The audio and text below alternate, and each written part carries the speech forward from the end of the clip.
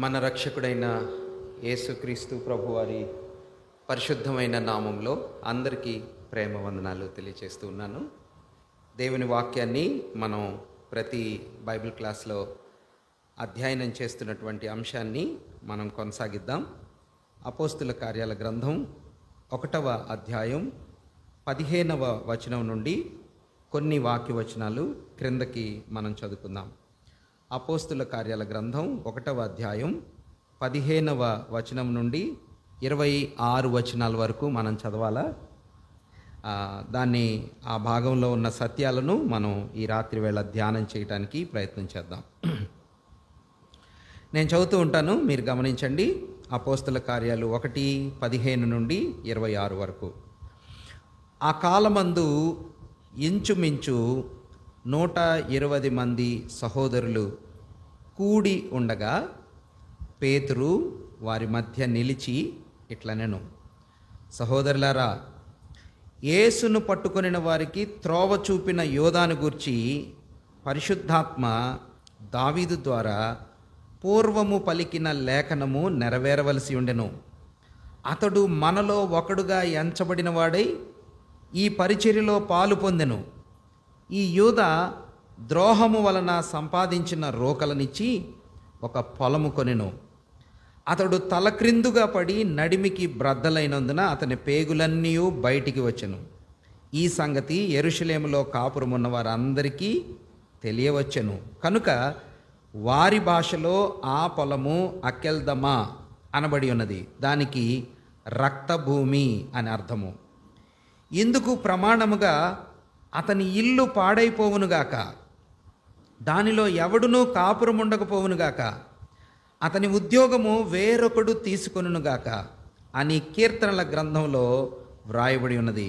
కాబట్టి యోహాను బాప్తిస్మమిచ్చినది మొదలుకొని ప్రభు అయిన యేసు మన యొద్ద నుండి పరమునకు చేర్చుకొనబడిన దినము వరకు ఆయన మన మధ్య సంచరించుచుండిన కాలమంతయు మనతో కలిసి ఉన్న వీరిలో ఒకడు మనతో కూడా ఆయన పునరుద్ధానమును గూర్చి సాక్షి అయి ఉండుట ఆవశ్యకమని చెప్పెను.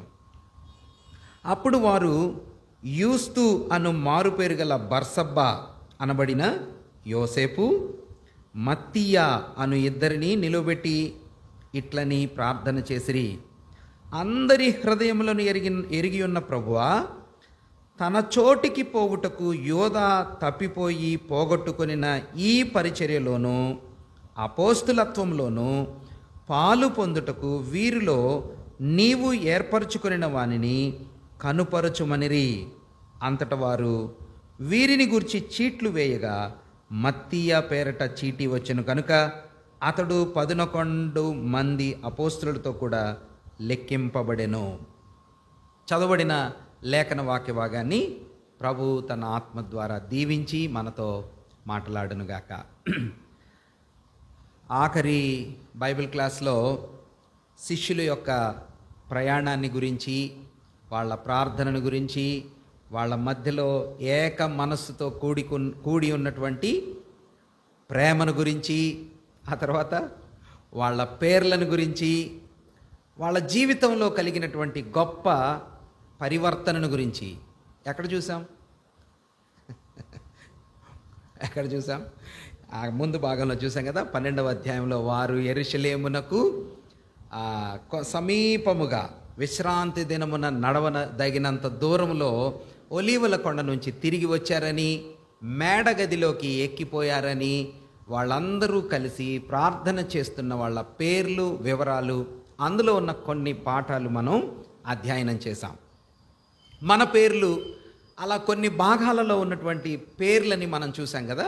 శిష్యుల పేర్లు చూసాం, ఆ తర్వాత విశ్వాస వీరుల పేర్లు చూసాం, ప్రభువారి వంశావళిలో చెప్పబడిన వాళ్ళ వివరాలు, పేర్లు చూసాం. ఆ తర్వాత బబులోను చెర నుంచి వెనకకు తిరిగి వచ్చిన వాళ్ళ పేర్లు చూసాము. నెహెమ్యా గ్రంథంలో ప్రభు కోసం కష్టపడి పనిచేసినటువంటి వాళ్ళ పేర్లు, వివరాలు మనం చూసాము. మాత్రమే కాకుండా నేను చెప్పలేదులేండి, దావీదు దైవభక్తునితో చాలా కష్టపడి యోధులుగా పేరు పొందినటువంటి 30 మంది పేర్లు దినవృత్తాంతాల గ్రంథంలో మనకి కనిపిస్తాయి. కాబట్టి ఇలాగ అనేక మంది పేర్లు మనం చూసాం. నెగిటివ్గా అంటే వాళ్ళ పేర్లు కొన్ని చెడ్డ పనులు చేసిన వాళ్ళ వివరాలుగా చెప్పబడిన మరికొందరు పేర్లు కూడా మనం చూసాం కదా. కోరహు కుమారుల పేర్లు చూసాం, ఆకాను పేరు చూసాం. ఆ తర్వాత క్రొత్త నిబంధనలో ఎదురు తిరిగిన వాళ్ళు, విశ్వాసం బ్రద్దలైపోయిన వారు, విశ్వాస ఓడ బ్రద్దలైపోయిన వారు, అలాగా కీడు చేసిన వారు, తొందర పెట్టిన వారు, పనిని పాడు చేసిన వారు, పని చెయ్యమన్నోళ్ళు, ఇలాగ అనేక మంది పేర్లు దేవుని వాక్యంలో మనం చూసాం. ఈ పాఠాలు మనం నేర్చుకున్నాం. వీటితో పాటుగా ఇప్పుడే మనం చెప్పుకున్నట్టుగా పేతురు దైవభక్తుడు వీళ్ళందరి మధ్యలో నుంచి లేచి నిలవబడి ప్రభు కొరకు ఒక గొప్ప సాక్ష్యాన్ని చెప్పటాన్ని మనం చూస్తున్నాం. దీనిలో మనం ఏం చెప్పుకోవచ్చు అంటే, భక్తుడైన పేతురు శిష్యులైనటువంటి మిగిలిన 11 మంది, ఇస్కరియోతు యోధ లేడు, అప్పటికే చనిపోయాడు. వీళ్ళందరూ కలిసి ప్రార్థన చేస్తూ ఉండగా 120 మంది సహోదరుల లెక్క తేలింది కదా. 120 మెంబర్స్, బ్రదర్స్, సిస్టర్స్ కూడా ఉన్నారు. ప్రభు యొక్క సహోదరులు ఉన్నారు, ప్రభు యొక్క చెల్లెళ్ళు ఉన్నారు శరీర రీతిగా, ప్రభు యొక్క తల్లి అయినటువంటి మరియ ఉన్నారు, ప్రభు యొక్క సేవా పరిచర్యలో గలిలయ ప్రాంతం నుంచి ఆయనతో పాటుగా నడిచి వచ్చినటువంటి సహోదరుల వివరాలు ఉన్నాయి. వీళ్ళందరూ కలిసి సహోదరుల నెంబర్, పురుషుల నెంబర్ 120 మంది. వీళ్ళందరూ మేడగదిలో కూడుకొని ప్రార్థన చేస్తున్నారు. అపోస్తుల కార్యాల గ్రంథంలో వీళ్ళందరూ తలుపులు తెరిచి ప్రార్థన చేస్తున్నారు. పేతురు ధైర్యంగా లేచి నిలబడుతూ బోధిస్తూ ఉన్నాడు. 2వ అధ్యాయంలో కూడా మనం చూస్తాం, పేతురు లేచి నిలవబడి మందిరంలో సాక్ష్యం చెప్పటాన్ని మనం చూస్తాం.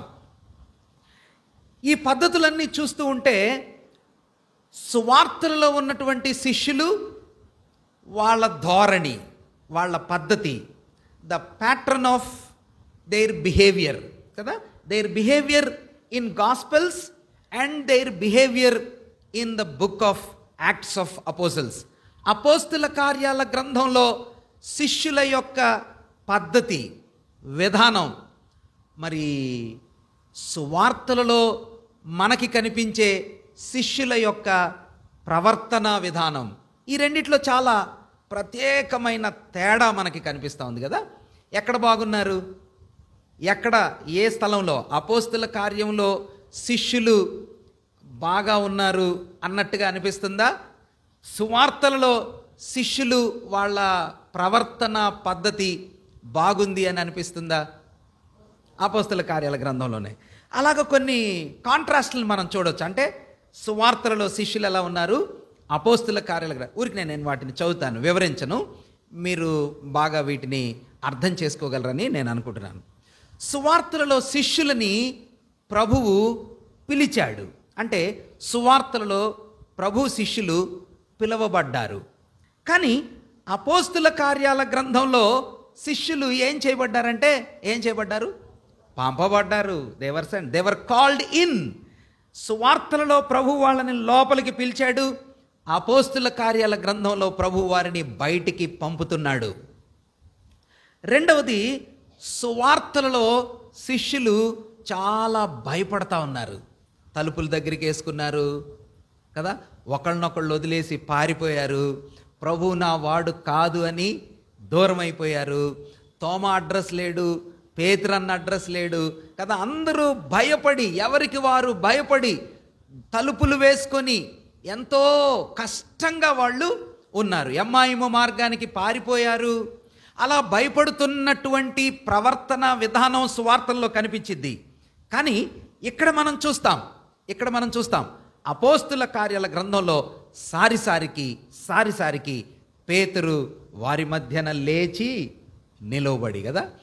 యోహాను దైవభక్తుడు మందిరానికి ప్రార్థనా సమయంలో ధైర్యంగా వెళ్తున్నారు. వాళ్ళ బెదిరింపులకి భయపడటం లేదు, చెరసాలలో వేస్తే భయపడటం లేదు.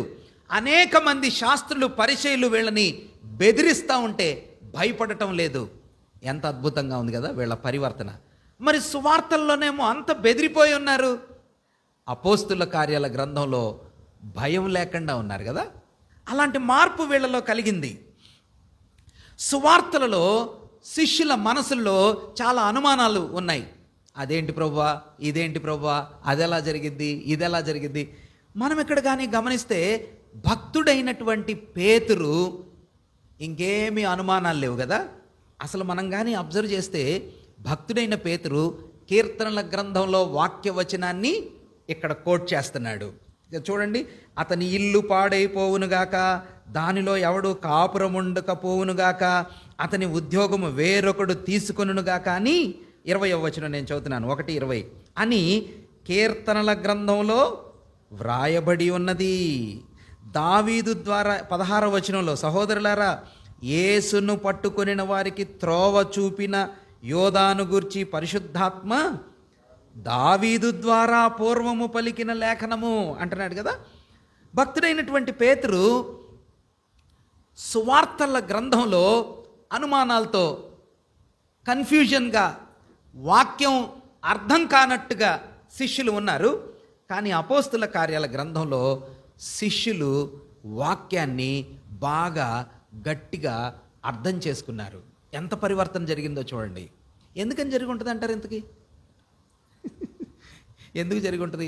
వాక్యాన్ని అవగాహన చేసుకోవటం, వాక్యాన్ని అర్థం చేసుకోవటం, వాక్య లేఖనాలను ఆధారితంగా ముందుకు నడవాలి అనే సత్యాన్ని అపోస్తుల కార్యాల గ్రంథంలోనే శిష్యులు నేర్చుకున్నారు.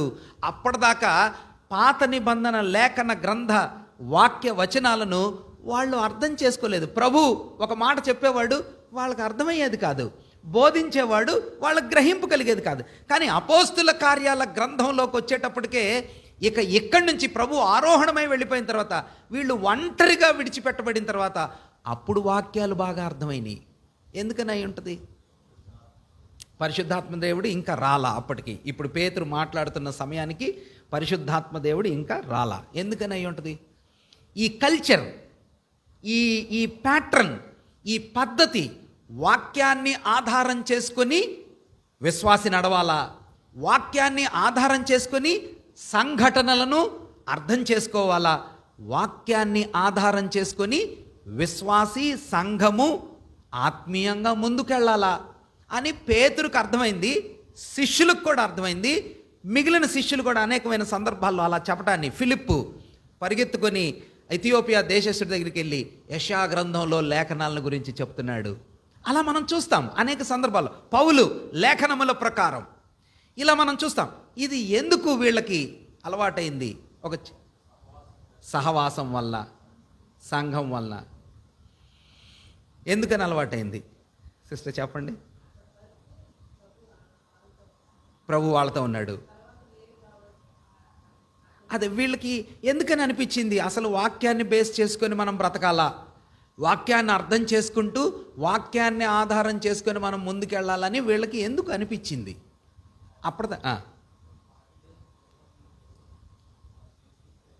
నేర్పించాడు. వెరీ గుడ్, ఫన్నీ బాబు కొంచెం దగ్గరగా చెప్పాడు. ఎందుకు అనిపించిందంటే లూకాసు వార్త 24వ అధ్యాయంలో మనం ఆల్రెడీ ధ్యానం చేసాం. ఎమ్మాయిము మార్గంలో నడిచిపోతా ఉన్నప్పుడు ప్రభు ఏం చేశాడు? లేఖనముల ప్రకారము ఏమేమి లేఖనాలు చెప్పాడని చెప్పుకుంటాం చెప్పండి? ధర్మశాస్త్ర గ్రంథంలోను, కీర్తనల గ్రంథంలోను, ప్రవక్తల గ్రంథాల్లోనూ. మీరు ఇవి బాగా వంట పట్టించుకోవాలా. ఏ గ్రంథాలు? ధర్మశాస్త్ర గ్రంథాలు, తర్వాత కీర్తనల గ్రంథాలు, తర్వాత ప్రవక్తల గ్రంథాలు.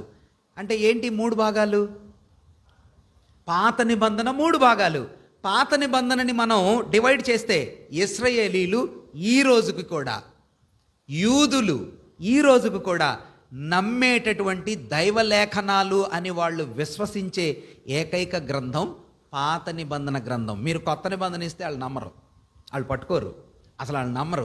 గ్రీకు భాష మాట్లాడేవాళ్ళు దీన్ని మోసం చేసి, మ్యానిపులేట్ చేసి దీన్ని మార్చారండి అంటారు యూదులు. కొత్త నిబంధన నమ్మరు. కానీ పాత నిబంధనని యూదుల యొక్క విభజన ఎలా జరిగిందంట? మొదటి 5 గ్రంథాలు ధర్మశాస్త్ర గ్రంథాలు. మిగిలిన గ్రంథాలు ఉన్నాయే, యెహోషువ గ్రంథం దగ్గర నుంచి మొదలు పెట్టుకుంటే ప్రవక్తలందరి గ్రంథాలు మలాకీ గ్రంథం దాకా వాళ్ళ విభజనలో వాళ్ళు ఏమంటారంటే ముందు ప్రవక్తలు తర్వాత ప్రవక్తలు అంటారు. ఫార్మర్ ప్రాఫిట్స్, లేటర్ ప్రాఫిట్స్ అంటారు. ఓకే, చెరకి ముందోళ్ళందరూ ఎక్కడి నుంచి? యెహోషువ గ్రంథం దగ్గర నుంచి. యెహోషువ గ్రంథం దగ్గర నుంచి చెరకు ముందు వెళ్ళిన వాళ్ళ గ్రంథాలన్నీ యూదులు ఏమంటారు? ప్రాఫిట్స్, ప్రవక్తలు, ముందు ప్రవక్తల గ్రంథాలు. చెర నుంచి వెనక్కి వచ్చిన తర్వాత రాయబడిన గ్రంథాలన్నింటినీ ఏమంటారు? చెర తర్వాత గ్రంథాలు. ఈ రెండింటినీ కలిపి ప్రవక్తల గ్రంథాలు అంటారు. ఒకటి ధర్మశాస్త్ర గ్రంథం, రెండు ప్రవక్తల గ్రంథాలు. మిగిలిన గ్రంథాలు ఉన్నాయే, కావ్య గ్రంథాలు, కీర్తనల గ్రంథం, సామెతల గ్రంథం, పరమగీత గ్రంథం, విలాప వాక్యాల గ్రంథం, యోబు గ్రంథం, ఈ గ్రంథాలన్నిటినీ కావ్య గ్రంథాలు, పోయటిక్ బుక్స్ అంటారు. ఈ మూడింట్లో కూడాను, ఈ మూడు భాగాల్లో కూడాను ప్రభువు వాళ్ళకి ఏమి నేర్పించాడంటే ఎమ్మాయిము మార్గంలో నడిచి తీసుకొని పోతూ అక్కడక్కడ వారికి కనిపిస్తూ 40 దినములు వారికి అగపొడుచు ప్రభువు నేర్పించిన సత్యం ఏంటంటే దేవుని పిల్లలు వాక్య లేఖనాలలో నుంచి ప్రభువుని చూడాలి. వాక్య లేఖనాలలో నుంచి సంఘటనలను, చరిత్రను, దైవ చిత్తాన్ని అర్థం చేసుకోవాలి. ఎందుకు? వాక్యాన్ని ఆధారితంగా ఒక విశ్వాసి జీవితం, సంఘం కట్టబడాలి అంటే బైబిల్ లేకపోతే క్రైస్తవ్యం లేదు. క్రైస్తవ్యం, బైబిల్, ఈ రెండు విడదీయనేరనంతటి రీతిలో ఇవి ముడిపడి ఉన్నాయి. దేవుని వాక్యం పైన ఆధారితమైనది మన విశ్వాసం. ఒకవేళ దేవుని వాక్యాన్ని ప్రక్కన పెడితే ఏం లేదు. అందుకనే క్రొత్త నిబంధనలో అపోస్తుల కార్యాల గ్రంథంలో పేతురు, యోహాను, పౌలు, ఫిలిప్పు, ఇక వీళ్ళందరూ కూడా లేఖనముల ప్రకారం, వాక్యం ప్రకారం, వాక్యం ప్రకారం, వాక్యం ప్రకారం, ఈ కల్చర్, ఈ ప్యాటర్న్, ఈ సిస్టమ్, ఈ పద్ధతి రక్షకుడైన యేసు ప్రభు వారు 40 దినములు ఆరోహణం కావటానికి ముందుగా పునరుద్ధానమై భూమి మీద ఉన్నప్పుడు వాళ్ళకి నేర్పించాడు. కాబట్టి ఇదొక దివ్యమైన మార్పు కదా. వాళ్ళు ప్రభువుని చూస్తూ జీవించేవాళ్ళు ఇప్పుడు వాక్యాన్ని చూస్తూ జీవిస్తున్నారు. అదొక గొప్ప పరివర్తన విశ్వాస జీవితంలో. ఇప్పుడు ప్రభు మన దగ్గర లేడు, కానీ మనం దేన్ని చూస్తూ జీవించాలంటే వాక్యాన్ని చూస్తూ, వాక్యమే దేవుడు అని నమ్మి మనం ఆయన వెంట వెళ్ళాలా. ఇలాగ అనేకమైన మార్పులు మనం చూస్తాం.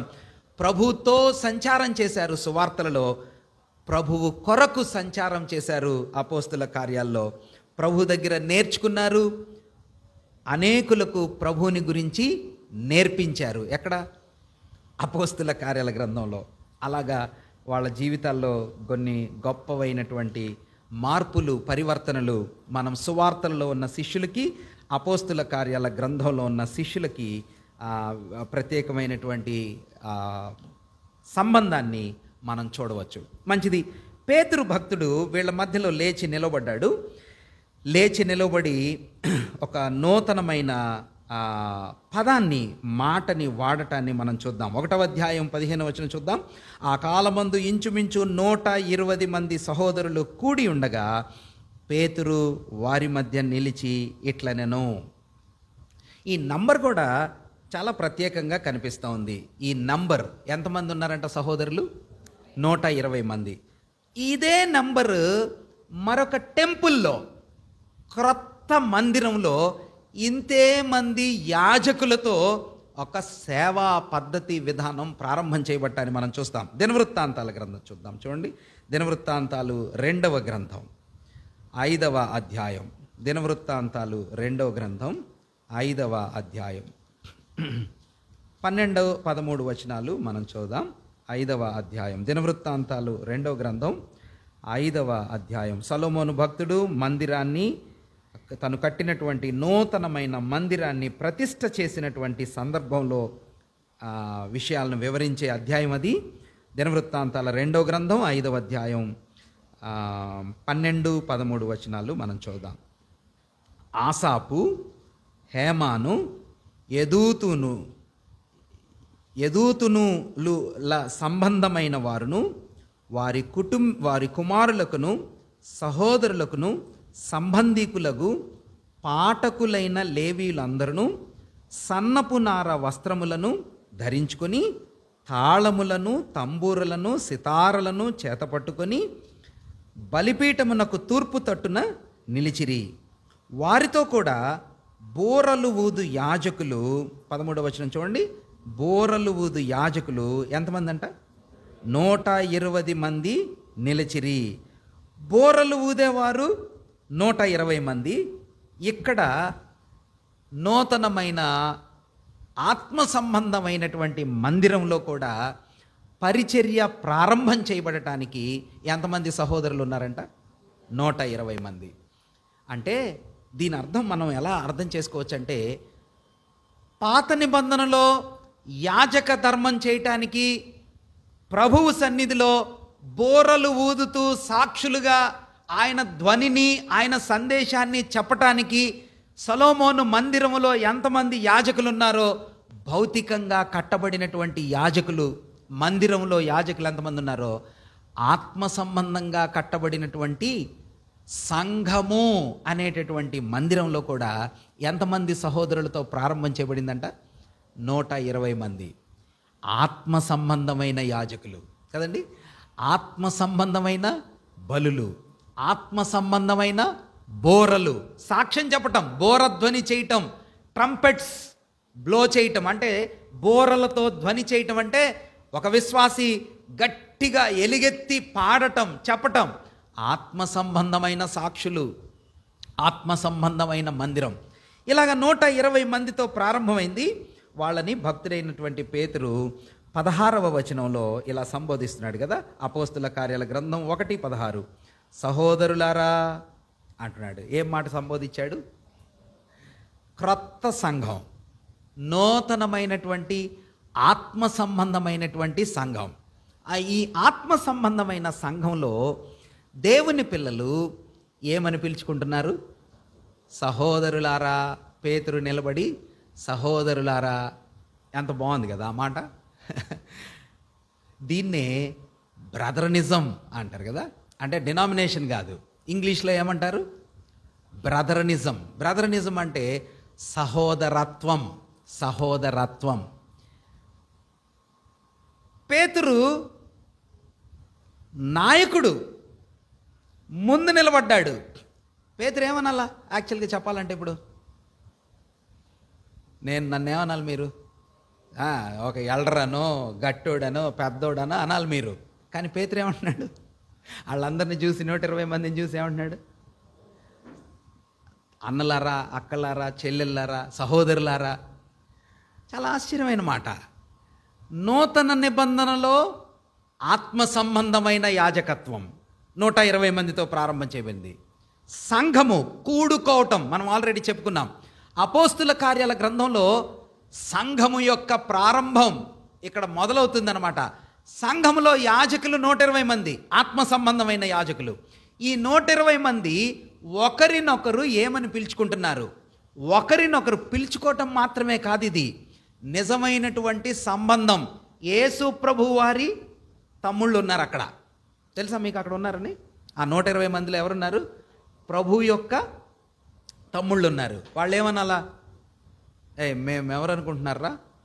మేము ప్రభు ఫ్యామిలీ మెంబర్స్, మాకు ప్రత్యేకమైన హోదా లేదు కదా. ప్రభు కుటుంబీకులు ఉన్నారు, వాళ్ళు కూడా ఏం లేదు. పేతురు చాలా గొప్ప స్థానంలో ఉన్నాడు, ఆయనకు కూడా ఏం లేదు. వాళ్ళు అంటున్నారు సహోదరులారా.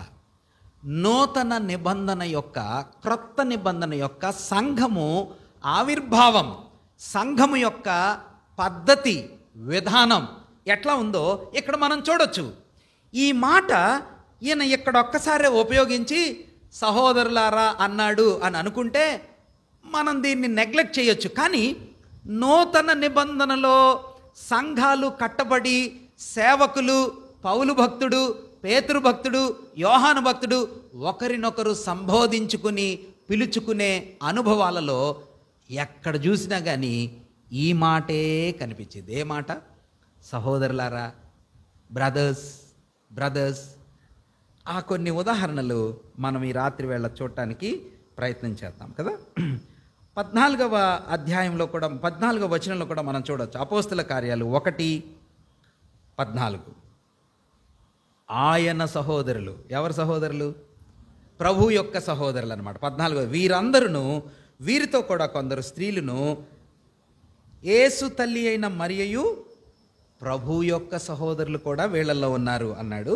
15వ వచనంలో కూడా మనం ఆ మాటను చూసాం కదా. 2వ అధ్యాయం 29వ వచనాన్ని మనం చూద్దాం. 2వ అధ్యాయం 29వ వచనం. భక్తుడైన పేతురు లేచి మొదటి ప్రసంగాన్ని చేశాడు. చేస్తూ 29వ వచనంలో వాళ్ళతో ఇలా అంటున్నాడు. ఏమంటున్నాడు? సహోదరులారా, మూల పురుషుడు దావీదుని గురించి నేను చాలా విషయాలు చెప్పొచ్చు, కానీ ఇప్పుడు కాదులేండి అని ఆ వాక్యాలని వివరిస్తూ చెప్తున్నాడు. సహోదరులారా అంటున్నాడు కదా. 37వ వచనం కూడా చూద్దామండి. వారు ఈ మాట విని, పేతురు చెప్పిన వాక్యాన్ని విని హృదయములో నొచ్చుకొని వాళ్ళు ఏమంటున్నారు? సహోదరులారా, మేమేం చేయాలండి? పేతురు వినేవాళ్ళని సహోదరులారా అంటున్నాడు. వినేవాళ్ళు కూడా భక్తుడైన పేతురుని ఏమంటున్నారు? సహోదరులారా. మరికొన్ని సందర్భాలు మనం చూద్దాం. 7వ అధ్యాయం 2వ వచనం. భక్తుడైన స్టెఫెను కూడా ఆ మాటని చెప్పటాన్ని మనం చూస్తాం. స్టెఫెను 7వ అధ్యాయం 2వ వచనాన్ని మనం చూస్తాం. స్టెఫెన్ చెప్పినదేమనగా, సహోదరులారా, తండ్రులారా వినండి కదా. చాలు. ఇంకా కొన్ని వచనాలు అంటే ఆధారితంగా మనం చూద్దాం. సరే, ఇది మొదటి సందర్భంలోనండి, యెరూషలేములోనేనండి అని అనుకుంటే మనం దాన్ని నెగ్లెక్ట్ చేయొచ్చు. కాన్సెప్ట్ ఆఫ్ బ్రదర్స్, సహోదరులు. చాలా సంఘాల్లో మనం ఏం చూస్తామంటే బలిపీఠం అంటారు. బలిపీఠం అంటే మందిరాల్లో కొన్ని మందిరాల్లో ఏం కడతారు? బలిపీఠం. ఆ బలిపీఠం చుట్టూ ఫెన్సింగ్ చుట్టూ మంచి చైన్లు. అక్కడికి ఎవరు వెళ్ళాలా? కొందరే వెళ్ళాలా. అంటే అది నేను తప్పు అని చెప్పట్లేదు, కానీ వాక్యం ఏం చెప్తుందంటే దేవుని పిల్లలు కూడుకునే సహవాసంలో అందరూ కలిసి ప్రభు సన్నిధిలో కూడుకునే సందర్భంలో మన మధ్యలో సంబంధాలు, మన మధ్యలో సంబోధన, మన మధ్యలో ఫీలింగ్స్ అమ్మా, ఫీలింగ్స్. ఎలాంటి ఫీలింగ్స్ ఉండాలంటే వీఆర్ బ్రదర్స్, వీఆర్ ఫ్యామిలీ. దైవికమైన ఆత్మ సంబంధమైన కుటుంబీకులు. తండ్రులారా, అక్కలారా, చెల్లెల్లారా, అన్నల్లారా, సహోదరులారా కదా. మరి స్టెఫెను అలానే అన్నాడు, పేతురు అలానే అన్నాడు, వినేవాళ్ళు కూడా అలానే అన్నారు. మరి ఈ రోజున ఒక సేవకుడు చాలా పెద్దవాడుగా, ఆయన స్థలం ప్రత్యేకంగా, ఆయనకేదో గొప్పతనం ఉన్నట్టుగా, ఒకవేళ అంత గొప్పతనమే కానీ ఉంటే క్రైస్తవ్యంలో ఎవరికి ఉండాలా? పేతురుకు ఉండాలా. పేతురే ప్రత్యేకంగా కనబడాలా. ఒకవేళ అంతే ప్రత్యేకత, అంతే గొప్ప స్థానం కానీ ఉంటే ప్రభువు సహోదరులు ఉన్నారే, వాళ్ళని మనం గొప్ప చేసి కిరీటాలు పెట్టి అయ్యగారనో అమ్మగారనో పెద్ద పెద్ద బిరుదులతో వాళ్ళని చూడాలా. ఈ లోకంలో సాధారణమైన నార్మల్ మామూలు మనుషులమైన మనము సహోదరులందరితో, సంఘంతో కలిసి ఉన్న సందర్భంలో నేను ప్రత్యేకమైన వాణ్ణి, నేను దేవుడికి దగ్గరున్నోణ్ణి, నేను సన్మానించటానికి, గౌరవించటానికి అవసరాన్ని బట్టి గౌరవించటం వేరు. మళ్ళీ అది తప్పుగా అనుకోబోకండి, గౌరవించకూడదు అందరూ ఒకటి, అట్లా కాదు. గౌరవం వేరు, బాధ్యత వేరు, సన్మానించటం వేరు కదా. వాళ్ళకి మనం ఇచ్చే రిగార్డ్ అంటారు కదా, అది వేరు. దాని గురించి కానీ మన మధ్యలో ఫీలింగ్స్, సంఘం మధ్యలో ఉండాల్సినటువంటి సంబంధంలో ఫీలింగ్స్ ఎట్లా ఉండాలంటే అందరూ సహోదరులు. లీడర్ అమాంగ్స్ట్ ద ఈక్వల్స్ అంటారు. అంటే లీడర్ అమాంగ్స్ట్ ద ఈక్వల్స్ అంటే అందరూ సమానులే, సమానుల మధ్యలో నాయకుడు. ఈయన పెద్దోడు కాదు, అసమానుడు కాదు, మనందరికంటే అతీతమైనోడు కాదు, ప్రత్యేకమైనోడు కాదు. He is equal with us. పేతురు అంటున్నాడు నేను సహోదరుణ్ణి, స్టెఫెన్ అంటున్నాడు నేను సహోదరుణ్ణి, ఫిలిప్ అంటున్నాడు నేను సహోదరుని. సాక్షాత్తు ప్రభువుతో తిరిగినటువంటి, ఆయనను చూచినటువంటి శిష్యులే వాళ్ళు కలుసుకున్న సంఘాలతో, వాళ్ళు కలుసుకున్న ప్రజలతో, వాళ్ళు వింటున్నటువంటి, బోధిస్తూ ఉంటే వింటున్నటువంటి ప్రజలతో సహోదరులారా అని పిలిస్తే మనమేమవుతాం మరి? మనం బలిపీఠం దగ్గర ఉండే ప్రత్యేకులం, బలిపీఠం దగ్గరికి ఎవరు వెళ్ళకూడదు, ఆయనే ఆయన ఏంటిదంటే ఈ మధ్యకాలంలో చాలామంది ఏమంటున్నారు, ఇంట్రడ్యూస్ చేసేటప్పుడు మనల్ని కొన్ని స్థలాల్లో ఎక్కడికైనా ఇంట్రడ్యూస్ చేసేటప్పుడు ఏమని చేస్తారు, అభిషేకం పొందినోడు. పాపం నేను తప్పుగా అనట్లేదు కానీ no, that's not the new testament pattern కాదు అది. నూతన నిబంధనలో, క్రొత్త నిబంధన యొక్క పద్ధతిలో, సేవా పరిచర్యలో ఈయన అభిషక్తుడు. దేవుని కొరకు ప్రత్యేకించుకుంటే సరికదా, అంతే. ప్రభు పని కోసం తనను తాను ప్రత్యేకించుకున్న అనుభవం ఉంటే ఉండొచ్చు. ప్రభువు తన పని కొరకు కొందరిని వాడుకోవటానికి వేరు చేసుకుని ఉంటే ఉండొచ్చు కాక, అంత మాత్రాన మానవులమైన మనము ఒకరికంటే ఒకరము గొప్ప స్థాయి, గొప్పవారము అని దేవుని పిల్లల మధ్యలో మనం హెచ్చు తగ్గులు, అతిశయాలు, డిస్టింక్షన్స్ క్రొత్త నిబంధనలో లేవు అనే సత్యాన్ని ఇక్కడ మనం నేర్చుకోవచ్చు. మరికొన్ని సందర్భాల్లో మనం చూద్దాం. 13వ అధ్యాయం. భక్తుడైన పౌలు ప్రయాణం చేస్తూ ఆయన మొదటి సువార్త ప్రయాణ యాత్రలో మొదట కుప్రకు వెళ్ళాడు, కుప్ర నుంచి పెర్గెకు వెళ్ళాడు, పెర్గె నుంచి ఎక్కడికి వెళ్ళాడు, పిసిదియలో ఉన్న అంతియోకయకు వెళ్ళాడు. మీ జ్ఞాపకం వస్తాయిలేండి చెప్పేటప్పుడు. ఆ పిసిదియలో ఉన్నటువంటి అంతియోకయలో అప్పుడు దాకా బర్నబా లీడర్ లాగా ఉండేవాడు. కుప్రలో బర్నబా మాట్లాడాడు, పాపులో బర్నబా మాట్లాడాడు, పెర్గెలో బర్నబా లీడర్ లాగా ఉన్నాడు. కానీ పిసిదియలో ఉన్న అంతియోకయలోకి వచ్చేటప్పటికే భక్తుడైనటువంటి పౌలు లీడ్ తీసుకొని వాక్యం చెప్పడం మొదలుపెట్టాడు. ఆ వాక్యం చెప్పడానికి మొదలుపెట్టినప్పుడు భక్తుడైన పౌలు తన ప్రసంగాన్ని మొదలుపెట్టినటువంటి ఫస్ట్ వర్డ్, మొదటి వచనం, మొదటి పదం ఏమని చూస్తాం చూడండి. 13వ అధ్యాయం 15వ వచనం. 13వ అధ్యాయం 15వ వచనం.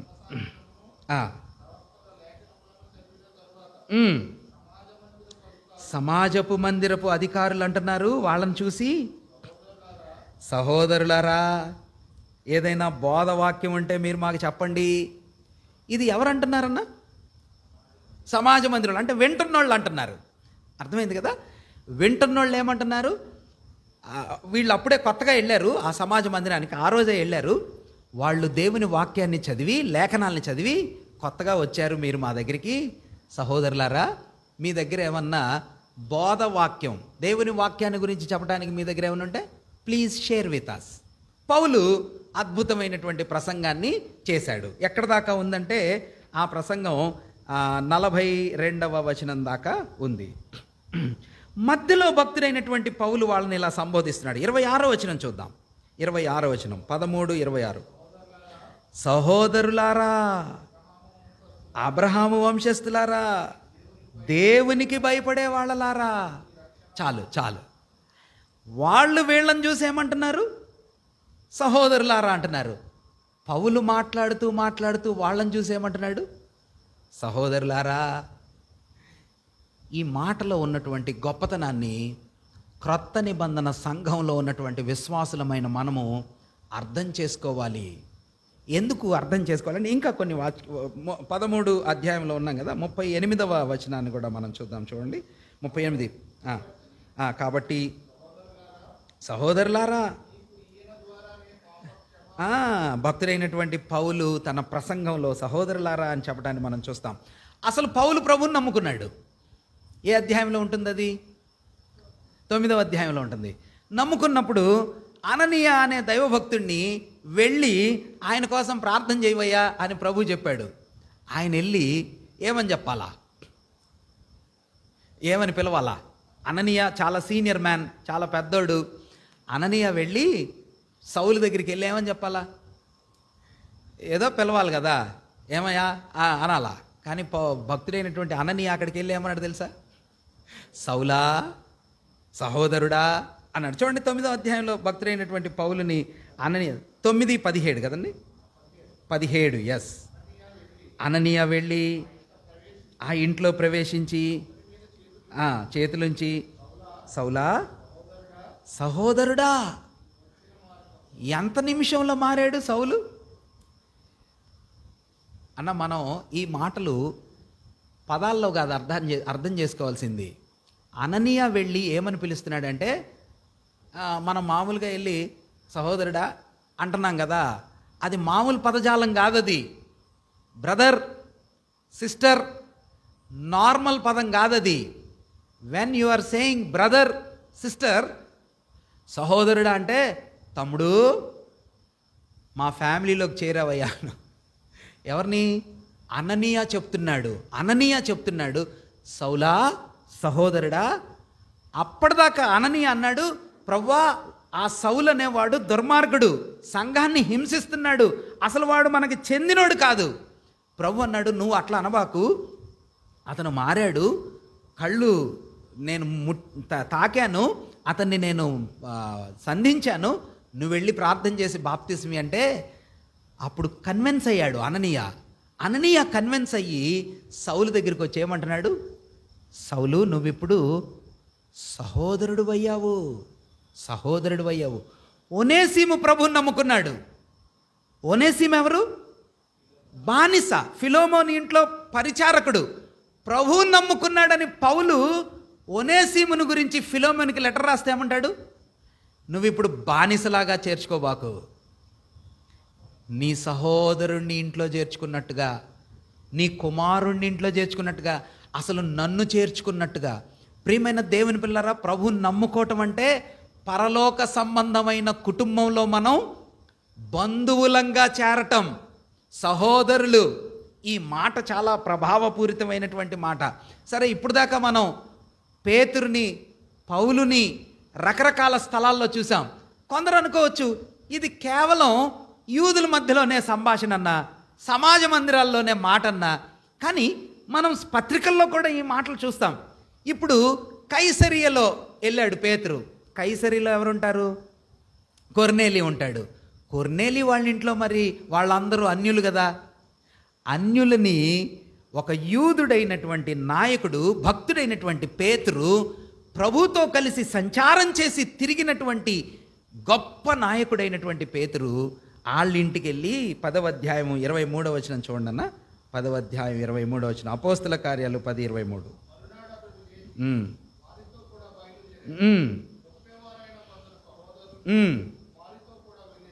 సహోదరులతో కూడా అక్కడికి వెళ్ళి, యేసుక్రీస్తు అందరికీ ప్రభువు, అందరూ కూడా అన్యజాతి వారితో సహవాసము చేయుటకై ప్రభువు నన్ను పంపించాడు, నిషిద్ధమైనవేవీ లేవు. ఈ మాటలు మనం ఎందుకు అబ్జర్వ్ చేయాలి, మనం ఎందుకు ధ్యానం చేయాలి అంటే, నూతన నిబంధన యొక్క సత్యం, క్రొత్త నిబంధన యొక్క సంఘం దేని మీద కట్టబడింది అంటే, 1 ప్రార్థనతో కట్టబడింది, 2 వాక్య లేఖనాలతో కట్టబడింది, 3 సహోదరత్వంతో కట్టబడింది. సహోదరత్వంతో, వ్యత్యాసాలతో కట్టబడలేదు. అక్కడోళ్ళు ఇక్కడోళ్ళు అట్లాంటి వ్యత్యాసాలు సంఘంలో క్రొత్త నిబంధన రక్షించబడిన సమూహంలో లేవు అనే సత్యాన్ని మనం గుర్తించాలి. సహోదరులతో కూడినటువంటి సమూహం. ఇప్పుడు పేతురు ఒక దివ్యమైన మాటని చెప్పటాన్ని మనం చూస్తాం కదా. ఎవరి గురించి చెప్తున్నాడు? అపోస్తుల కార్యాలు 1:16. అపోస్తుల కార్యాలు 1:16. సహోదరులారా, యేసును పట్టుకొనిన వారికి త్రోవ చూపిన యోధాను గూర్చి పరిశుద్ధాత్మ దావీదు ద్వారా పూర్వము పలికిన లేఖనము నెరవేరవలసి ఉండెను. ఈ భాగంలో ఇందాక మనం చదువుకున్నటువంటి 1 నుండి 26 వచన భాగాల్లో ముగ్గురు ప్రాముఖ్యమైనటువంటి వ్యక్తులు కనిపిస్తారు. ఎంతమంది కనిపిస్తారు? ముగ్గురు. ఓకే, నంబర్ 1 ఎవరు ఆ వ్యక్తి? ఫస్ట్ వ్యక్తి పేతురు. వెరీ గుడ్, ఎక్సలెంట్గా చెప్పారు. 2 ఎవరు? యోధాని గురించి అక్కడ ఎక్కువ రాయబడింది. ఒకటి పేతురు గురించి, 2 యోధాని గురించి, 3 ఒక ఆయన్ని సెలెక్ట్ చేసుకున్నారు కదా, మత్తియ. వీళ్ళ ముగ్గురు గురించి రాయబడింది కదా. ఈ ప్యాసేజ్ మొత్తంలో 15వ వచనం నుండి 26వ వచనం వరకు ముగ్గురు ప్రాముఖ్యమైన వ్యక్తులు కనిపిస్తారు. 1 పేతురు, 2 యోధా, ఇస్కరియోతు యోధా, చనిపోయినటువంటి ఇస్కరియోతు యోధా. ఆ ప్యాసేజ్ అంతా ఆయన గురించే. 3 సెలెక్ట్ చేయబడి ఒక క్రొత్త వ్యక్తి అపోస్తుల యొక్క లిస్టులో జాయిన్ చేయబడినటువంటి మత్తియ. నేను ఇలాగా రాశాను, ఇస్కరియోతు యోధా ఉద్యోగాన్ని పోగొట్టుకున్నాడు కదా. ఇస్కరియోతు యోధా నాశనమైపోయాడు, లేకపోతే నాశనాన్ని తెచ్చుకున్నాడు. భక్తుడైనటువంటి పేతురు నాయకుడయ్యాడు. ఓకే, యోధా ఏమో నాశనాన్ని తెచ్చుకున్నాడు, పేతురేమో నాయకుడయ్యాడు, మత్తియ ఏమో నియమించబడ్డాడు ఒక క్రొత్త అపోస్తులుడిగా. నూతనమైన అపోస్తులత్వాన్ని ఆ బ్యాండ్లో యోధా పోగొట్టుకున్నటువంటి స్థలాన్ని, వేకెన్సీని మత్తియ పొందుకున్నాడు కదా. ఒక ఆయనేమో నష్టపోయాడు, ఒక ఆయనేమో నాయకుడయ్యాడు, ఇంకొక ఆయనేమో నియమించబడ్డాడు. ఓకే, ఈ 3 ప్రక్రియలు జరిగినాయి. ఇప్పుడు మీరు చెప్పండి, పేతురు, యోధా వీళ్ళిద్దరి మధ్యలో ఏమన్నా సిమిలారిటీస్ మీకు కనిపిస్తాయా? ఇస్కరియోతు యోధాలోను, భక్తుడైనటువంటి పేతురులోను. ఇక్కడ పేతురు నిలబడి ఏమంటున్నాడంటే, యోధా పోగొట్టుకున్న ఉద్యోగం ఉంది, యోధా ప్రభుని అప్పగించటానికి త్రోవ చూపించి ద్రోహం చేసి పరిచర్యను పోగొట్టుకున్నాడు, మనం ఒకడిని సెలెక్ట్ చేసుకుందాం అన్నాడు. యోధా గురించి మాట్లాడుతున్నాడు ఎవరు? పేతురు. పేతురు ఏమన్నా మంచోడేనా అన్నా? పేతురు మంచోడా, యోధా మంచోడా? అమ్మా, పేతురు చేసింది ఏం పని, యోధా చేసింది ఏం పని? ప్రభువుని పట్టించినప్పుడు, ప్రభువుని సిలువకు పంపించినప్పుడు, ప్రభువుని అప్పగించటానికి, మరణానికి తీసుకొని పోతున్నప్పుడు యోధా ఏం పని చేశాడు, పేతురు ఏం పని చేశాడు? వీళ్ళిద్దరిలో పెద్ద తేడా ఏమన్నా ఉందా?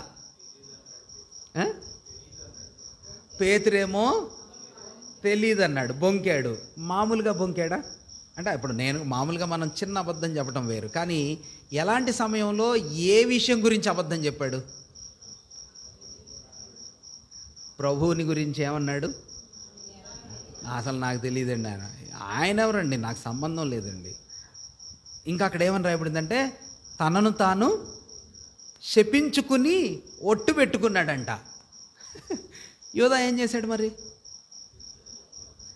నాకు తెలుసని చెప్పాడు, తెలిసి డబ్బులు తీసుకొని మోసం చేశాడు. ఇప్పుడు వీళ్ళిద్దరిలో మంచోళ్ళు ఎవరు? వీళ్ళిద్దరిలో మనం కేటగరైజ్ చేస్తే ఒక రకంగా చెప్పాలంటే ఇద్దరు సమానమైన తప్పులు చేశారు. యోధా ఎంత తప్పు చేశాడో పేతురు కూడా అంతే తప్పు చేశాడు. ప్రభుని విడిచిపెట్టి పారిపోయి వెళ్ళిపోయి, నాకు తెలీదు, నా వాడు కాదు, ఆయన నాకు సంబంధం లేదు అని చెప్పటం ఎంత పెద్ద తప్పో, ఆయన్ని అప్పగించి మరణానికి, వీళ్ళు కూడా మరణం అయిపోవటానికి ప్రభుని వదిలేసి వెళ్ళిపోయారు.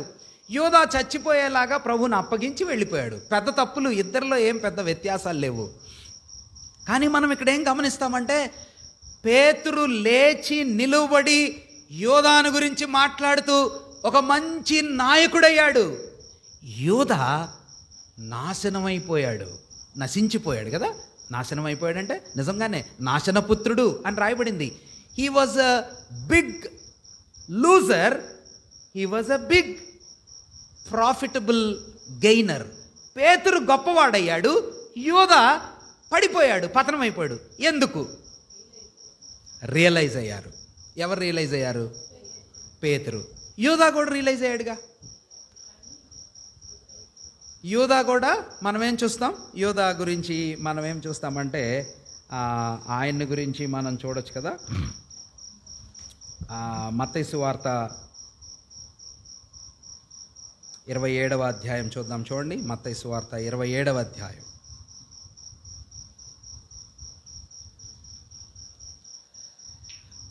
మూడవ వచనాన్ని చూద్దామా? 27:3. అప్పుడు ఆయనను అప్పగించిన యూదా ప్రభువు ఆయనకు అంటే ప్రభువుకు శిక్ష విధింపబడగా చూచి పశ్చాత్తాపపడి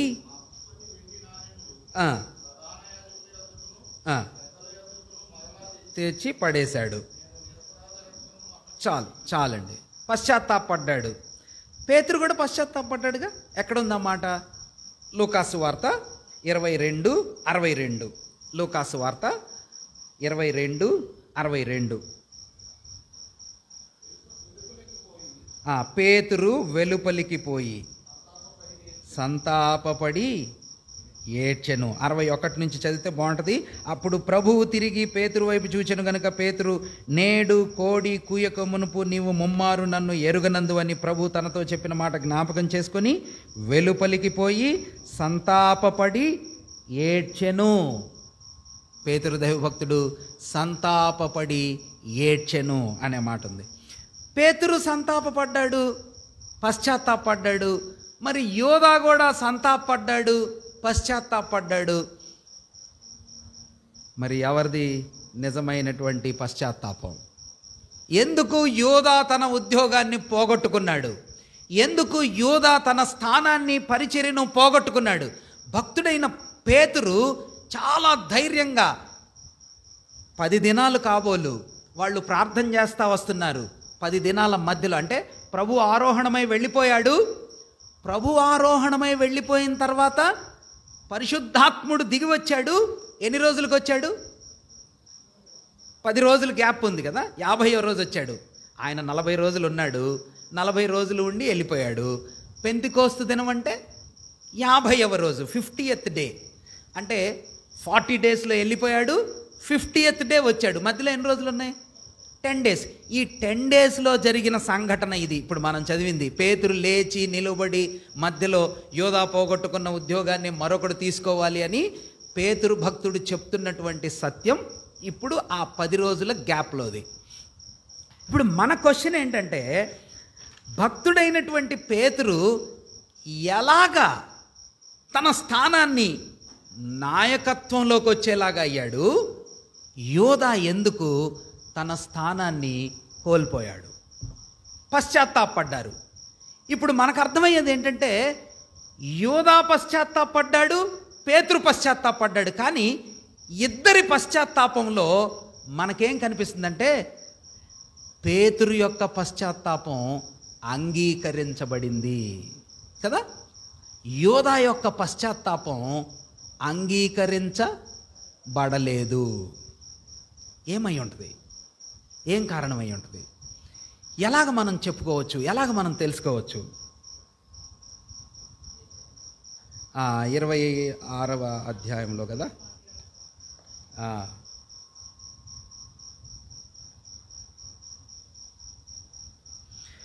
మనం మత్తయి సువార్తలో ఉన్నాం కదా, 27లో ఉన్నాం కదా. 26వ అధ్యాయం 14వ వచనం చూడండి. 26:14. అప్పుడు 12 మందిలో ఒకడగు ఇస్కరియోతు యూదా ప్రధాన యాజకుల యొద్దకు వెళ్ళి, నేను ఆయనను మీకు అప్పగించిన ఎడల నాకేమిస్తారని వారిని అడిగెను. అందుకు వారు వారికి ఇచ్చారు. ఆ తర్వాత ప్రభువుని అప్పగించారు, సిలువ వేస్తున్నారు, ప్రభు చనిపోతున్నాడు అని తెలిసింది యోధాకి. ఇప్పుడు 27:3 మత్తయి సువార్త 27:3 27:2 చదువుదాం. 27:2 ఆయనను బంధించి, అంటే ప్రభువుని బంధించి తీసుకొని పోయి పొంతి పిలాతునకు అప్పగించిరి. ఆ అప్పగించినప్పుడు యోధ శిక్ష విధింపబడగా చూచి ఏం చేస్తున్నాడు? అంటే ఏం జరిగిందనమాట? ఇంతకీ ఈ యోధ ఎవరంటే ఇస్కరియోతు, అంటే సన్ ఆఫ్ కెరియోత్ అంటారు. సన్ ఆఫ్ కెరియోత్ అంటే కెరియోత్ యొక్క కుమారుడు యోధ. ప్రభువారి శిష్యుల గుంపులో 12 మందిలో 11 మంది గలిలయ ప్రాంతానికి చెందినవాళ్ళు. గలిలయ ప్రాంతానికి చెందినవాళ్ళు. గలిలయ ప్రాంతం అంటే ఉత్తర ప్రాంతం పైన ప్రాంతానికి చెందినవాళ్ళు. యోధ ఒక్కడే ఏ ప్రాంతానికి చెందినవాడు? క్రింద యోదయ ప్రాంతం అంటే యెరూషలేము ప్రాంతానికి చెందినోడు. అందుకనే మనమేం గమనిస్తామంటే ప్రధాన యాజకుల దగ్గరికి డైరెక్ట్గా వెళ్తున్నాడు. ఎవరు? ఎందుకు? వాళ్ళ ఏరియా. ఎస్, ఎగ్జాక్ట్లీ మా ఏరియాలో. ఇప్పుడు యోధా ఏరియా అన్నమాట. ప్రధాన యాజకుల పరిచయం, వాళ్ళ దగ్గర డబ్బులు తీసుకున్నాడు, వాళ్ళ భాష. ఇంకొకటి మీరు గమనించాలా, ఈ గలిలయ ప్రాంతపు ప్రజలు కొంచెం వాళ్ళ భాష, తీరు, కట్టడం, బట్టలు కట్టుకోవటం ఇవన్నీ కొంచెం డిఫరెంట్గా ఉంటాయి. అందుకనే నువ్వు గలిలయుడు కదా, నీ భాష, నీ వస్త్రధారణ ఇవి డిఫరెంట్గా ఉన్నాయని ఆ చిన్న అమ్మాయి పేతురుని అనుమానించింది. యోధాని చూడగానే ఎలా కనిపిస్తాడంటే అక్కడోడే యోదయ ప్రాంతం, యెరూషలేము ప్రాంతం, ప్రధాన యాజకులతో నెలవైన వాడు, దగ్గరవాడు, బాగా ఫెమిలియర్గా మాట్లాడగలిగిన వాడు. ఇప్పుడు మీరు గమనించండి, ప్రభు దగ్గరికి వెళ్ళటానికి యోధాకి ఎక్కువ ఆస్కారం ఉందా, పేతురుకి ఎక్కువ ఆస్కారం ఉందా? ప్రభుని పట్టుకున్నారు, సిలువ వేయటానికి తీసుకుని పోతున్నారు, ప్రధాన యాజకుడు ఇంట్లోకి కూడా తీసుకుని వెళ్ళిపోయారు. పేతురు భయం భయంగా వెళ్తున్నాడు. యోధా వెళ్ళగలడా? పేతురు వెళ్ళగలడా దగ్గరికి? యోధా డబ్బులు తీసుకోవటానికి వెళ్ళాడు, డబ్బులు రిటర్న్ చేయటానికి వెళ్ళాడు. ప్రభువు ఆ ప్రాంతంలోనే ఉన్నాడు. ఏ ప్రాంతంలో? యోదయ ప్రాంతంలో. ప్రధాన యాజకుడి ఇంటి దగ్గర నుంచి పిలాతు ఇంటికి తీసుకొని పోబడ్డాడు. యోధా చూస్తున్నాడు. అమ్మా గమనిస్తున్నారు కదా? యోధా చూస్తున్నాడు. పిలాతు దగ్గరికి వెళ్ళినప్పుడు పిలాతు శిక్ష విధించాడు అని యోధా తెలుసుకున్నాడు. నిరపరాధి అని ప్రధాన యాజకుల దగ్గర చెప్తున్నాడు, కానీ ప్రభు దగ్గరికి పోవట్లా, ప్రభుని సమీపించట్లా. ఎందుకని వెళ్ళట్లేదంటారు ప్రభు దగ్గరికి? ఆ రోజు రాత్రే యోహాను సువార్తలో మనం ఏం చూస్తామంటే, చూడండి 13వ అధ్యాయం, మేడ మీద మేడగదిలోని అనుభవాలు. కాళ్ళు గడిగాడు ప్రభు. ఆ తర్వాత ఏం చెప్పాడు? కాళ్ళు గడుగుతూ వచ్చిన తర్వాత 21వ వచనం, 13:21, యోహాను సువార్త 13:21. ప్రభువారు ఈ మాటలు పలికిన తర్వాత ఆత్మలో కలవరపడి, అమ్మా వినండి, మీలో ఒకడు నన్ను అప్పగించునని మీతో అనగానే అందరూ ఏం చేశారంట? శిష్యులు ఒకడినొకడు చూసుకున్నాడు. నువ్వా ఎవర్రా నేనా? అక్కడ జరిగినండి. ఏ రోజు అది? Same night. ఏ రోజైతే యోధా చచ్చిపోవటం, ప్రభువు చనిపోతున్నటువంటి దృశ్యం, ఆ రోజే యోధా సంగతి ఇదంతా మనం చదువుకునేది. తర్వాత కాదు, ముందు కాదు. జాగ్రత్తగా గమనించండి. ప్రభు అన్నాడు, మీలో ఒకడు నన్ను అప్పగిస్తాడన్నాడు. అందరూ ఒకడినొకడు చూసుకున్నారు. ఎవరికేం అర్థం కానప్పుడు ప్రభువు రొమ్మున ఆనుకొని ఉండే శిష్యుణ్ణి చూసి పేతురు అడిగాడు, ఏంటి ప్రభు ఎట్లా అంటున్నాడు? మనలో ఎవడో అప్పగిస్తాడంట, అడుగు ఎవరో. పేతురు ఏమన్నాడు? అడుగు ఎవరో అన్నాడు. చూడండి ఆ మాటలు కిందకి చూద్దాం, చాలా ఇంట్రెస్టింగ్గా ఉంటాయి. ఎవరిని గురించి ఆయన ఇట్లా అంటున్నాడో అది తనతో చెప్పమని సీమోను పేతురు అతనికి, అంటే యోహానికి, ప్రభు రొమ్మున ఆనుకొని ఉండే దగ్గర వాడైన యోహానికి సైగ చేశాడంట. సైగ చేస్తే ఆనుకొంచు అడిగాడు, ఎంతకి ప్రభువా ఎవడో వారు, ఎవరతను అని అడిగాడు. అందుకు ప్రభు అంటున్నాడు, నేను ఒక మొక్క ముంచి వాడే అని చెప్పి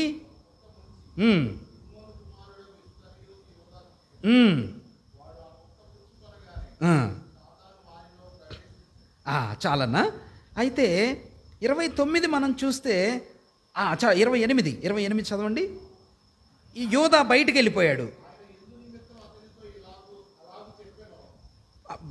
యేసు నీవు చేయుచున్నది త్వరగా చేయమని వాడితో చెప్పాడు. చెప్పగానే ఆయన ఎందు నిమిత్తము అతనితో అలాగు చెప్పెను, అది భోజనమునకు కూర్చుండిన వారిలో ఎవరికిని డబ్బు సంచి యోధా యొద్ద ఉండెను గనుక పండుగకు తమకు కావలసిన వాటిని కొనుమని అయినను బేదలకేమైనా ఇమ్మని అయినను యేసు వానితో చెప్పినట్లు కొందరు అనుకొనిరి.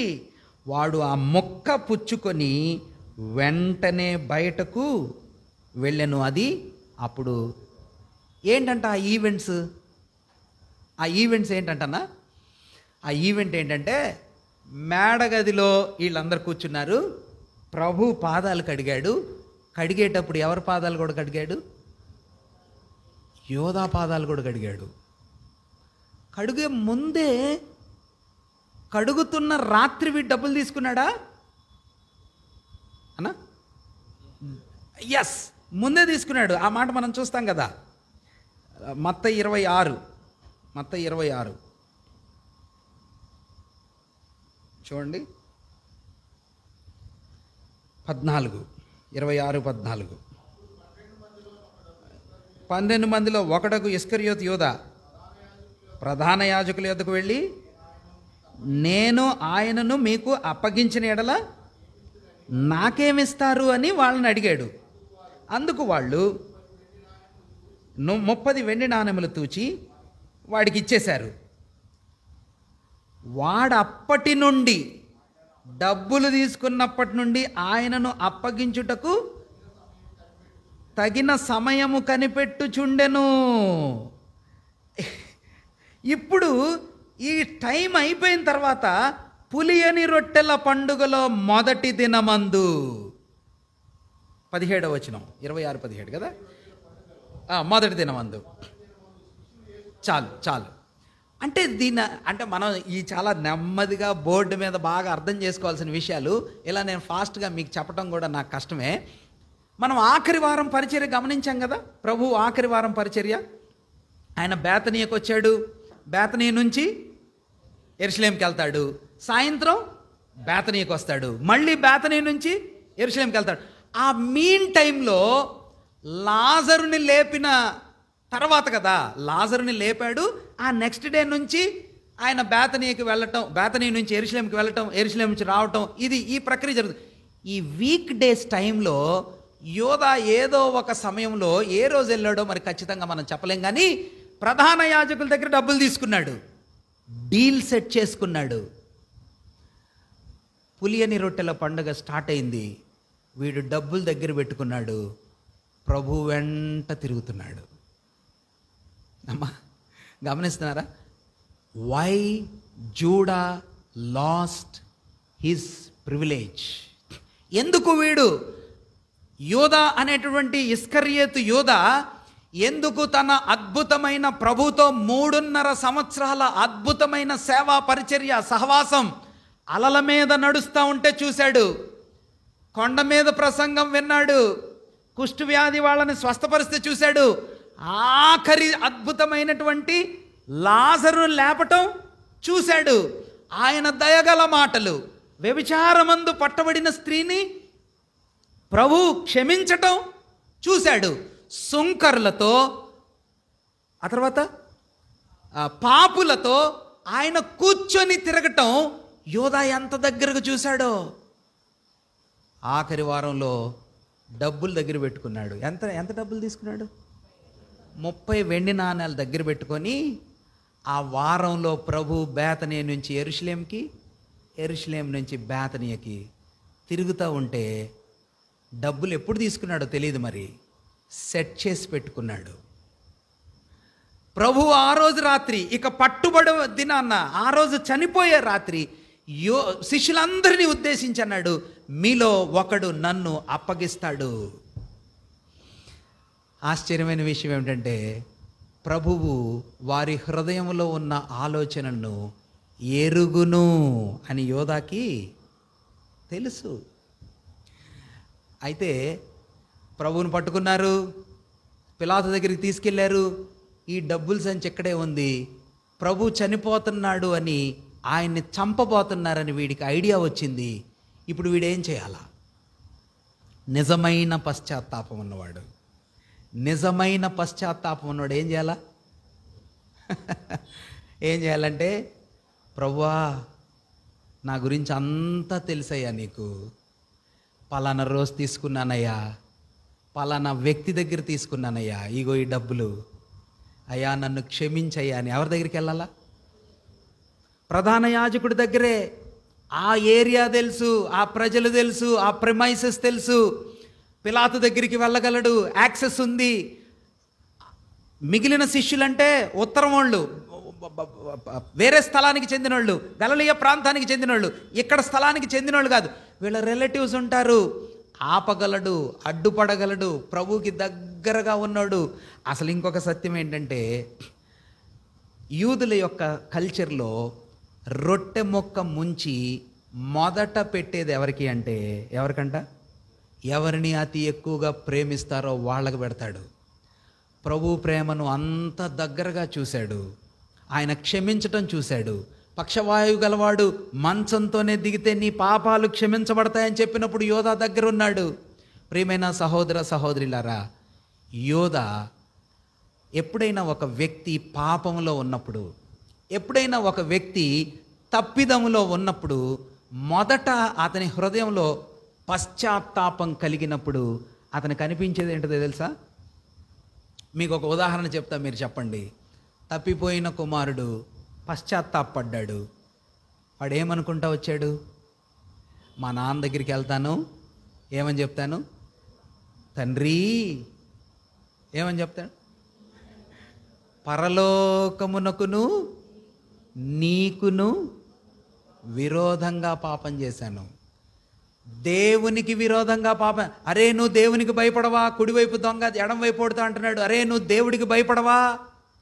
నిజమైనటువంటి పశ్చాత్తాపం కలిగినటువంటి ఒక వ్యక్తి యొక్క హృదయం ఎలా ఉంటుందంటే, I sinned against God, the rule of God, the love of God, the presence of God. దేవుని చిత్తానికి, దేవుని ప్రేమకు, దేవుని మంచితనానికి, దేవునికి వ్యతిరేకంగా నేను పాపం చేశాను. భార్యకి వ్యతిరేకంగా చేసావు కరెక్టే, తండ్రికి వ్యతిరేకంగా చేసావు కరెక్టే. పరలోకపు తండ్రి నీకును నీ క్రింద తండ్రికి మీకు వ్యతిరేకంగా పాపం చేశాను. కాబట్టి వినండి, ఇస్కరియోతు యోధా యొక్క పశ్చాత్తాపం దేవుని పక్షంగా లేదు. He is feeling sorry about the things that are happening around him. తన చుట్టూ సంభవిస్తున్న విషయాలను చూసి సారీ, అరే ఇట్లా జరగకుండా ఉంటే బాగుండు, ఏంటి ఇట్లా అయిపోయింది, ప్రభువుని పట్టేసుకున్నారు. Feeling sorry is different from repentance to salvation. ప్రభువుకి వ్యతిరేకంగా నిజంగా యోధాలో పశ్చాత్తాపం ఉండుంటే యోధా పరిగెట్టుకుంటే ఎక్కడికి వెళ్ళేవాడో తెలుసా? ఎక్కడికి వెళ్ళేవాడు? అయ్యా పలానా సమయంలో ఇలా జరిగిందయ్యా, నీ గురించి ఇట్లా అనుకున్నానయ్యా, ఇగో ఈ డబ్బులు నేనే చేశానయ్యా, నేనే దీనికి కారకున్నయ్యా. యోధా ప్రభు దగ్గరికి వెళ్ళి ఉండాల్సింది. కానీ యోధా పశ్చాత్తాపం 1% కూడా ప్రభువుకి చెందినదిగా లేదు. యోధా జరుగుతున్న సంఘటనలు, జరుగుతున్న సంభవాలు, అయ్యయ్యోయ్యో ప్రభువుని చంపేస్తున్నారే, అయ్యో అయ్యో, అదేంటంటే సింపతి, అరే ఇలా జరుగుతుందేంటి అనుకుంటున్నాడు, కానీ పశ్చాత్తాపం లేదు యోధాలో. నా ప్రభువుకి వ్యతిరేకంగా 1 సంవత్సరం కాదు, 2 సంవత్సరాలు కాదు, 3. నేను ఇలా రాసుకున్నాను యోధా గురించి ఈరోజు. ప్రపంచమంతటిలో మానవ చరిత్రలో ఒక రకంగా చెప్పాలంటే ఆదాముతో మొదలు పెట్టుకుంటే అతి ఘోరమైనటువంటి విషాదమైనటువంటి వ్యక్తి ఎవరు అంటే ఇస్కరియోతు యోధానే. ఎందుకని అలా చెప్పగలం? ఆదాముతో దేవుడు మాట్లాడేవాడు, కానీ ప్రభువు మాట్లాడినట్టు ఎవరితో మాట్లాడలే కదా. రక్షకుడైన ప్రభు శరీరావతారంలో మానవ భాషలో, అయ్యా ఎవరు, నువ్వే నిత్య జీవం గలవాడవు, నువ్వే నిజమైన దేవుడు అని శిష్యులందరూ గుర్తుపట్టారు. నువ్వే పరలోకపు తండ్రివి, నీ మాటలు గొప్పవి, అందరూ గుర్తుపట్టారు. యోధా ప్రభు పెడుతున్న భోజనం తింటున్నాడు, ప్రభుతో కలిసి తిరుగుతున్నాడు, ప్రభు ప్రేమను చూస్తున్నాడు, ప్రభు మహిమను చూస్తున్నాడు. కొండ మీదకి రూపాంతరంకి వెళ్ళి వచ్చిన తర్వాత శిష్యులు మౌనంగా ఉండుంటారంటారా? వాళ్ళందరూ చెప్పుంటారు కదా, యోహాను, పేతురు, యాకోబులు, మేం పైకి వెళ్ళాంరా, అక్కడ ప్రభు ఇలా మారిపోయాడురా, ఆయన పునరుద్ధానుడు. అయ్యో, యోధా జీవితంలో దేవుని గురించిన సత్యాలు ఇంచుకు కూడా లోపం లేవు. ప్రియమైన సహోదర సహోదరులారా, యోధా నష్టపోయాడు. పేతురు నిజమైన పశ్చాత్తాపం చూపించాడు. ప్రభు దగ్గరికి రావటానికి మళ్ళీ భయపడుతున్నాడు. పడవ మీద కనిపిస్తే వస్త్రహీనుడిగా ఉన్నాడంట. ప్రభువుని చూడగానే నీళ్లల్లోకి దూకాడు. ప్రభు మొదట రక్షించడానికి పేతురుని పిలిచినప్పుడు కుడివైపు వలవేవయ్యా పేతురు అన్నాడు. కుడివైపు వల వేశాడు. విస్తారమైన చేపలు వచ్చాయి. పేతురు ఏమన్నాడు తెలుసా? అబ్బా, ఇన్ని చేపలు వచ్చాయి ప్రభువా, రాత్రంతా కష్టపడ్డాం. లూకాసు వార్త 5వ అధ్యాయంలో, రాత్రంతా కష్టపడ్డాం, మాకు ఒక్క చేప కూడా పడలేదు, నీ మాట చొప్పున వేయగానే చేపలు పడ్డాయి, థ్యాంక్ యూ అని వెళ్ళిపోయాడు అనుకుంటున్నారా? పేతురు ఏమన్నాడు తెలుసా? మోకాళ్ళేసి ప్రభు ముందు పడి, ప్రభువా నేను పాపాత్ముణ్ణి, నన్ను విడిచిపెట్టేళ్ళు, నన్ను దూరంగా వెళ్ళు. ఎందుకన్నాడు ఆ మాట? పేతురు ఒక విషయాన్ని అర్థం చేసుకున్నాడు. ప్రభువు సముద్రం లోపల ఏముందో చూడగలడు. సముద్రము లోపల చేపలు ఎక్కడుంటాయో, నీళ్ల లోపల ఏముంటుందో ఆయనకి తెలుసు. నా లోపల ఆయన చూడగలడు. ప్రభువా నేను పాపాత్ముణ్ణి, నీకు తగను. పేతురు ప్రభువు నుంచి దూరంగా మళ్ళీ వలలు వేయటానికి యోహాను సువార్త 21లో ఎందుకు వెళ్ళాడో తెలుసా? నేను ప్రభువుకి తగినోడిని కాదు, మళ్ళీ ఏదో చేపలు బట్టి బిజినెస్ చేయాలని కాదు, నేను ఎంత ఘోర పాపం చేసినోడిని, ప్రభువుని మోసం చేసినోడిని, ప్రభువుని కాదన్నోడిని, నేను మళ్ళీ ప్రభువు వెంట వెళ్ళటానికి తగుదునా? నేనేదో నా చిన్న పని చేసుకుంటానని వెళ్ళాడు.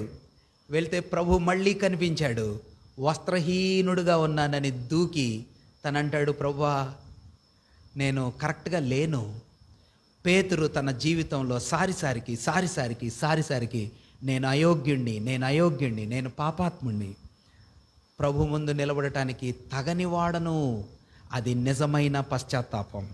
మంచిది, మిగిలిన విషయాలు మనం ప్రభు సన్నిధిలో దేవుని చిత్తం అయితే ముందున దినాల్లో ధ్యానం చేద్దాం. యోధా తన జీవితంలో కోల్పోయినటువంటి అంశాలను గురించి పేతురు ఎత్తి చెప్తున్నాడు. యోధా నష్టపోయాడు, పేతురు నాయకుడయ్యాడు, మత్తీయ మరొక అపోస్తలుడుగా 12వ స్థానాన్ని ఆక్యుపై చేసుకొని నియమించబడ్డాడు. యోధా ఎలా కోల్పోయాడో లేఖనాల్లో నుంచి పేతురు ఎత్తి చెప్పాడు. ప్రభు చిత్తమైతే 69వ కీర్తన 109వ కీర్తనలో యోధా నష్టపోయినటువంటి ఇల్లు, ఉద్యోగం, దాన్ని గురించినటువంటి ప్రస్తావనలు ఉన్నాయి. మీకు సమయం ఉన్నప్పుడు చదువుకొని రండి. ప్రభు చిత్తమైతే నెక్స్ట్ వీక్ మనం ధ్యానం చేద్దాం. ప్రభు ఈ తలంపులు మనందరి వినికిల్లో దీవించునుగాక.